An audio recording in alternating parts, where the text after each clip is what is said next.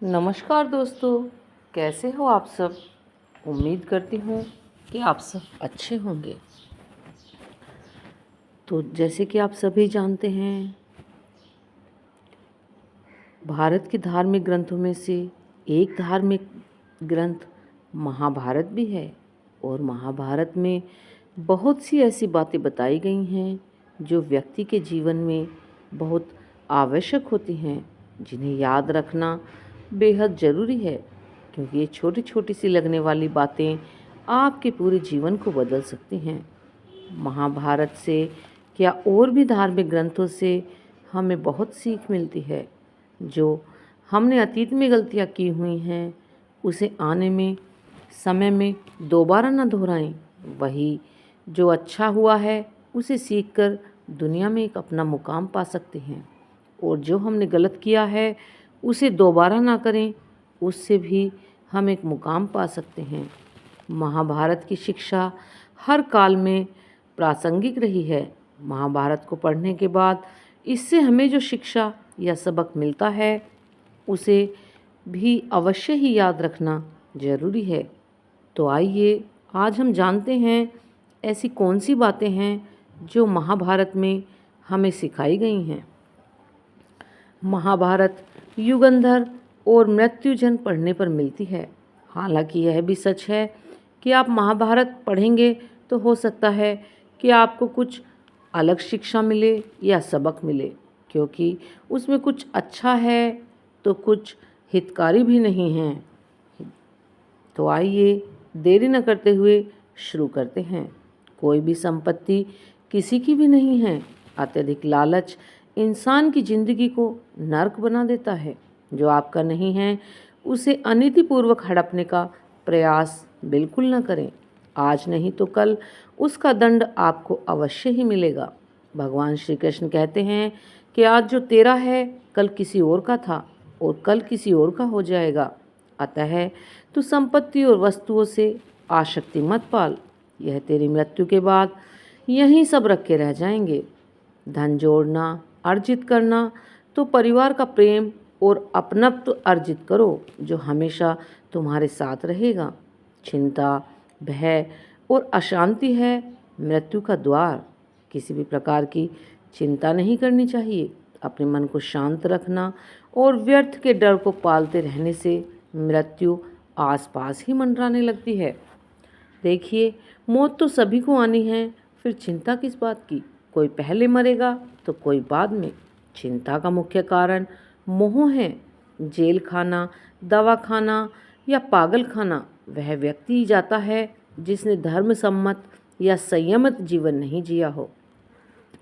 बहुत महत्वाकांक्षी है वह जिसने धन और शक्ति के आधार पर रिश्ते बना रखे हैं। जिसे अपनी संपत्ति की सुरक्षा की चिंता है तो वो महाभारत पढ़े। और महाभारत को पढ़ने से हमें यही शिक्षा मिलती है कि चिंता मुक्त जीवन सबसे बड़ी दौलत है। इंद्रिय संयम करना जरूरी है। इंद्रियां कभी तृप्त नहीं होती। जो इंद्रियों के वश में हैं उसका पतन निश्चित है। बहुत से लोग आजकल किसी न किसी प्रकार की आदत या नशे के गुलाम हैं। ऐसे लोगों का धीरे धीरे पतन होता है। इंद्रिय संयम आता है संकल्प से। महाभारत का हर पात्र संकल्प से बंधा हुआ है। शक्ति का संचय इंद्रियों को वश में करने से ही संभव हो पाता है। गोपनीयता और संयम बहुत जरूरी है। जीवन हो या युद्ध, हर जगह गोपनीयता का महत्व है। यदि आप भावना में बहकर किसी को अपने जीवन के राज बताते हैं या किसी व्यक्ति या समाज विशेष पर क्रोध या कटाक्ष करते हैं तो आप कमज़ोर माने जाएंगे। महाभारत में ऐसे कई मौके आए हैं जब नायकों ने अपने राज ऐसे व्यक्ति के समक्ष खोल दिए जो राज जानने ही आया था, जिसके चलते ऐसे लोगों को मुंह की खानी पड़ी। दुर्योधन, भीष्म, बर्बरिक ऐसे उदाहरण हैं जिन्होंने अपनी कमजोरी और अपनी शक्ति का राज खोल दिया था। कर्मवान बनो। इंसान की जिंदगी जन्म और मौत के बीच की कड़ी भर है। यह जिंदगी बहुत छोटी है। कब दिन गुजर जाएंगे आपको पता भी नहीं चलेगा। इसीलिए प्रत्येक दिन का भरपूर आनंद लें। कुछ ऐसे कर्म करने चाहिए जो आपके अगले जीवन की तैयारी के हों। ज़्यादा से ज़्यादा कार्य करो। घर और अपने कार्य स्थान के अलावा भी ऐसे कार्य करो जिससे आपकी संतानें आपको याद रखें। गीता यही संदेश देती है कि हर पल ऐसा कार्य करो जो तुम्हारे जीवन को सुंदर बनाए। अच्छे दोस्तों की कद्र किया करो। ईमानदार और बिना शर्त समर्थन देने वाले दोस्त भी आपका जीवन बदल सकते हैं। पांडवों के पास भगवान श्री कृष्ण थे तो कौरवों के पास महान योद्धा कर्ण थे। इन दोनों ने दोनों पक्षों को बिना शर्त अपना पूरा और सहयोग दिया। यदि कर्ण को छल से नहीं मारा जाता तो कौरवों की जीत निश्चित थी। पांडवों ने हमेशा श्री कृष्ण की बातों को ध्यान से सुना और उस पर अमल भी किया, लेकिन दुर्योधन ने कर्ण को सिर्फ एक योद्धा समझकर उसका पांडव की सेना के खिलाफ इस्तेमाल किया। यदि दुर्योधन कर्ण की बात मानकर कर्ण को घटोत्कच को मारने के लिए दबाव नहीं डालता तो इंद्र द्वारा दिया गया अमोघ अस्त्र कर्ण के पास था, उससे अर्जुन मारे जाते। दोस्त और दुश्मन की पहचान करना सीखिए। महाभारत में ऐसे कई मित्र थे जिन्होंने अपनी ही सेना के साथ विश्वासघात किया। ऐसे भी कई लोग थे जो एंड वक्त पर पाला बदलकर कौरवों या पांडवों के साथ चले गए। शल्य और युयुत्सु इसके उदाहरण हैं। इसीलिए कहते हैं कि कई बार दोस्त के भेष में दुश्मन हमारे साथ आ जाते हैं और हमसे कई तरह के राज जान लेते हैं। कुछ ऐसे भी दोस्त होते हैं जो दोनों तरफ होते हैं, जैसे कौरवों का साथ दे रहे भीष्म, द्रोण और विदुर ने अंततः युद्ध में पांडवों का भी साथ दिया। और सबसे अच्छी बात है अपनी संगत और पंगत को अच्छी रखना। कहते हैं कि जैसी संगत वैसी पंगत और जैसी पंगत वैसा ही जीवन। अर्थात आप लाख अच्छे हैं, लेकिन यदि आपकी संगत बुरी है तो आपका पतन निश्चित है। लेकिन यदि आप लाख बुरे हैं और आपकी संगत अच्छे लोगों से है और आप उनकी सुनते भी हैं तो निश्चित ही आप आबाद हो जाएंगे। कौरवों के साथ शकुनी जैसे लोग थे और पांडवों के साथ श्री कृष्ण। शकुनी मामा जैसी अपनी संगत पाल रखी थी तो उनका दिमाग तो बिल्कुल ही चलना बंद ही समझो। और अधूरा ज्ञान हमेशा ही घातक माना गया है। कहते हैं कि अधूरा ज्ञान सबसे खतरनाक होता है। इस बात का उदाहरण है अभिमन्यु। अभिमन्यु बहुत ही वीर और बहादुर योद्धा थे, लेकिन उनकी मृत्यु जिस परिस्थिति में हुई उसके बारे में सभी जानते हैं। मुसीबत के समय यह अधूरा ज्ञान किसी भी काम का नहीं रहता। आप अपने ज्ञान में पारंगत बने। किसी एक विषय में तो दक्षता अवश्य ही हासिल होनी चाहिए। और हथियार से ज़्यादा घातक बोल वचन का होना। महाभारत का युद्ध नहीं होता यदि कुछ लोग अपने वचनों पर संयम रख लेते। जैसे द्रौपदी यदि दुर्योधन को अंधे का पुत्र अंधा नहीं कहती तो महाभारत कभी नहीं होती। शिशुपाल और शकुनी हमेशा चुभने वाली ही बातें किया करते थे, लेकिन उनका हश्र क्या हुआ यह तो हम सभी अच्छी तरह से जानते हैं। सबक ये मिलता है कि कुछ भी बोलने से पहले हमें ये सोच लेना चाहिए कि इसका आपके जीवन और परिवार पर या हमारे देश पर क्या असर होगा। जुए और सट्टे से या नशे से हम सबको दूरी बनाकर रखनी चाहिए। शकुनी ने पांडवों को फंसाने के लिए जुए का प्रयोग किया था, जिसके चलते पांडवों ने अपना सब कुछ दांव पर लगा दिया। यहाँ तक कि उन्होंने अपनी पत्नी द्रौपदी को भी दांव पर लगा दिया। यह बात सभी जानते हैं कि फिर क्या हुआ। अतः जुए, सट्टे और षड्यंत्र से हमेशा दूर रहें। ये चीज़ें मनुष्य का जीवन अंधकार में बना देती हैं। और तो और सदा सत्य के साथ ही हमें रहना चाहिए। कौरवों की सेना पांडवों की सेना से कहीं ज़्यादा शक्तिशाली थी। एक से एक योद्धा और ज्ञानी जन कौरवों का साथ दे रहे थे। पांडवों की सेना में ऐसे वीर योद्धा नहीं थे, कहते हैं कि विजय उसकी नहीं होती जहाँ ज़्यादा लोग होते हैं, या ज़्यादा धनवान हैं, या ज़्यादा बड़े पदाधिकारी हैं। विजय हमेशा उसकी होती है जहाँ ईश्वर हैं, और ईश्वर हमेशा वहीं रहते हैं जहाँ सत्य है। इसीलिए सत्य का साथ हमें कभी नहीं छोड़ना चाहिए। अतः सत्य की ही हमेशा जीत होती है। सत्य के लिए आपको जो भी करना पड़े आप अवश्य करें, लेकिन हमेशा सत्य के पथ पर ही चलें। और कुछ संदेश है, खुद नहीं बदलोगे तो समाज तुम्हें बदल देगा। इससे भी हमें बहुत बड़ी सीख मिलती है। जीवन में हमेशा दानी, उदार और दयालु होने से काम नहीं चलता। महाभारत में जिस तरह से कर्ण की जिंदगी में उतार चढ़ाव आए, उससे यही सीख मिलती है कि इस क्रूर दुनिया में अपना अस्तित्व बनाए रखना बहुत मुश्किल होता है। इसीलिए समय के हिसाब से बदलना भी जरूरी होता है, लेकिन वह बदलाव ही उचित है जिसमें सभी का हित हो। कर्ण ने खुद को बदलकर अपने जीवन के लक्ष्य तो हासिल कर लिए, लेकिन वे फिर भी महान न बन सके, क्योंकि उन्होंने अपनी शिक्षा का उपयोग समाज से बदला लेने की भावना से किया, और बदले की भावना से किया गया कोई भी कार्य आपके समाज का हित नहीं कर सकता। इसीलिए हमें अपने आप को समय समय पर बदल लेना चाहिए।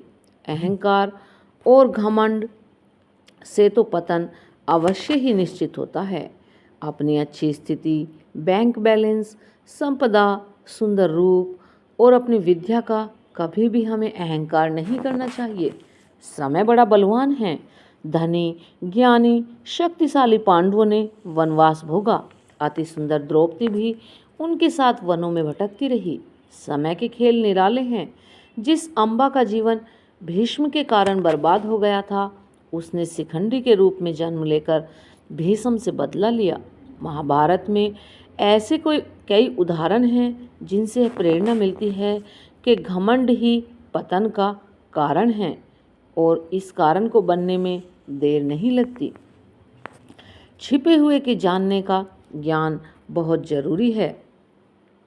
यह जगत है या व्यक्ति कैसा है वैसा कभी दिखाई नहीं देता, अर्थात लोग जैसे दिखते हैं वह ऐसे होते नहीं हैं, चाहे वह कोई भी हो।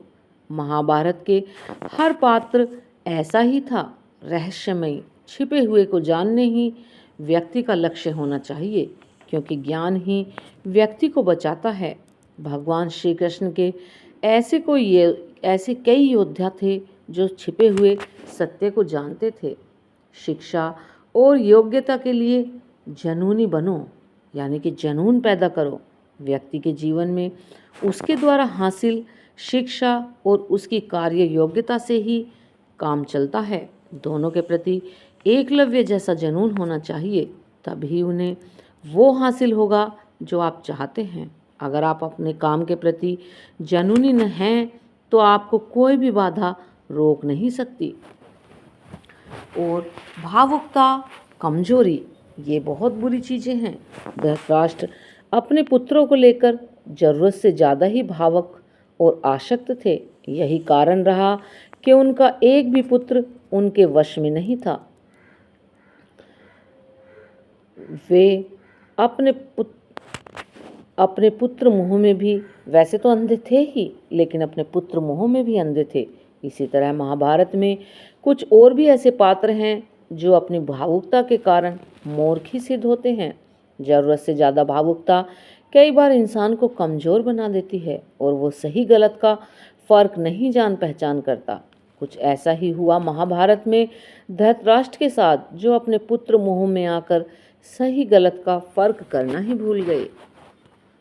सफ़र करने में होती है बरकत।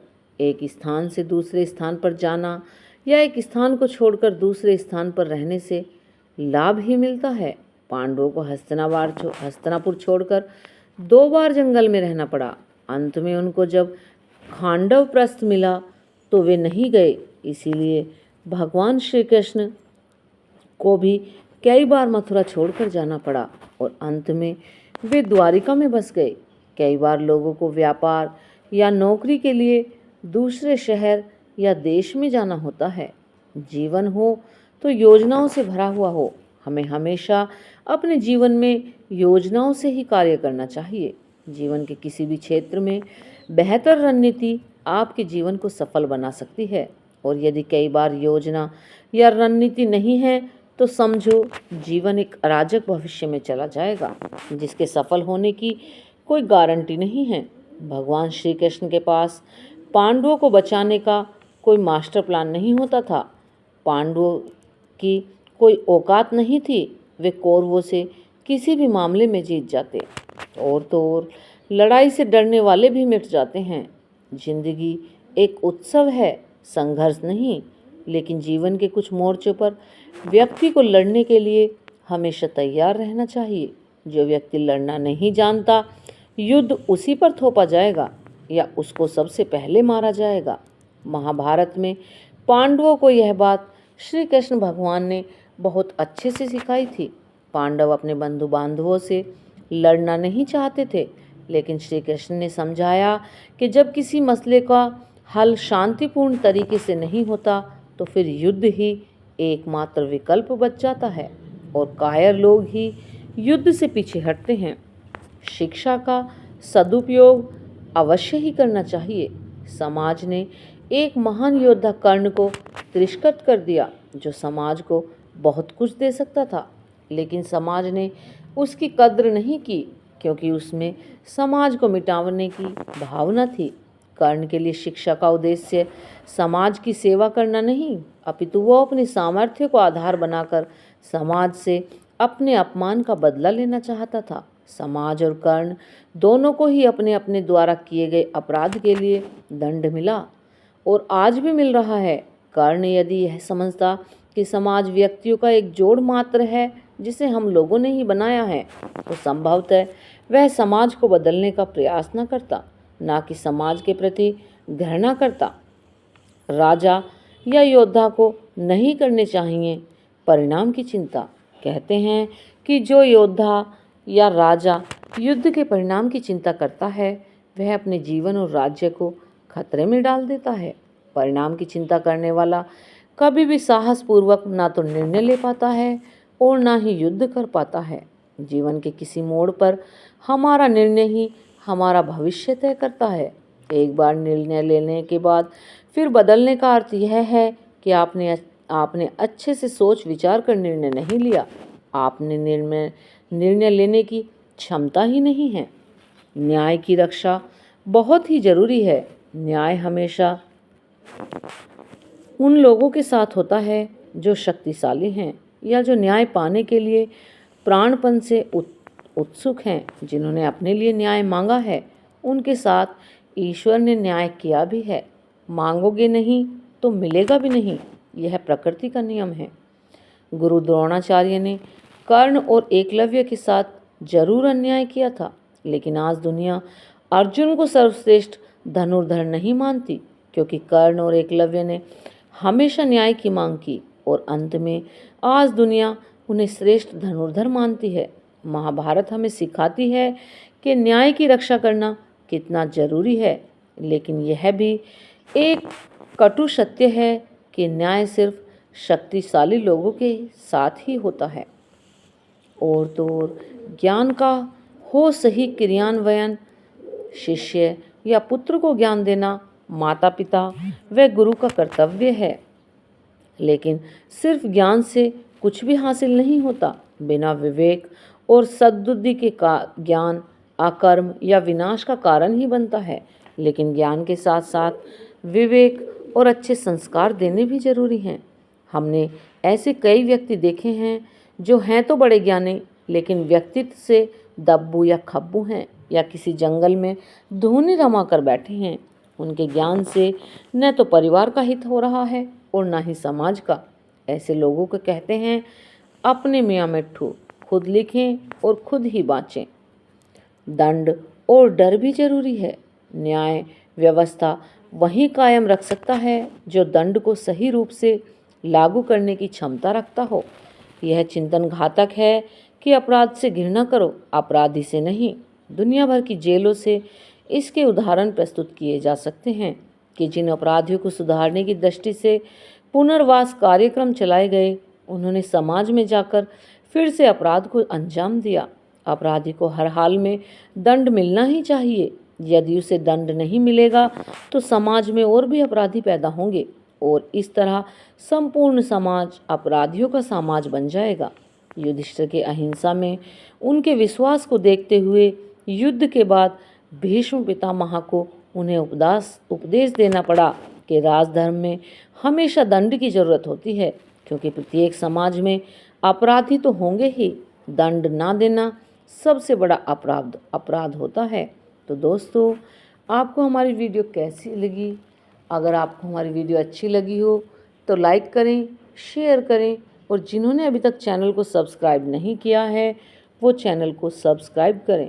और हाँ, कमेंट में अपना मत हमें अवश्य ही बताएं। अगर आपको हमारी बातें अच्छी नहीं लगती तो वो भी आप कमेंट में अवश्य ही बता सकते हैं, क्योंकि किसी को भी अच्छी बातें बताना कोई बुरी बात नहीं है।